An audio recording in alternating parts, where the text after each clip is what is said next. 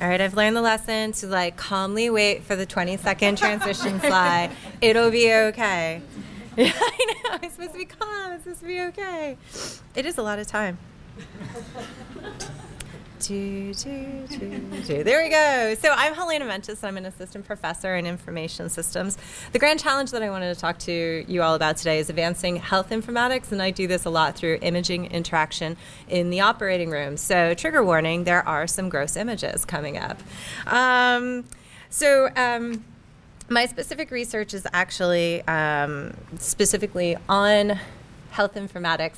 It combines the fields of medicine and information technology. So we're talking about technology that's being used by doctors, by nurses, anybody who's a clinician, as well as the technology that you have on your body every day. The goal here is to deliver some type of effective health care to patients, so no matter what type of technology we're talking about. I've been specifically looking at technology that is entering into the operating room. So the problem is that there's a lot of changes that are happening in surgery with minimally invasive surgical techniques. They require new skill sets to be taken on by new residents as well as attending surgeons who are already really used to it. My research is in designing systems for better communication, better training, better decision making.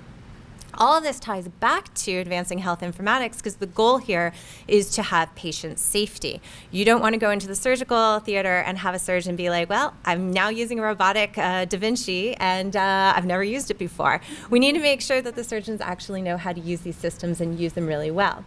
So these actually have a lot of questions because we don't know. We don't know what type of information they need at their fingertips when they're doing these surgeries. We don't know what are the hurdles to learning and adopting the new technology. How do they communicate currently in the surgical theater, and how does that change when you add new types of technology? And how can you deploy new technology in the operating room, which requires sterility?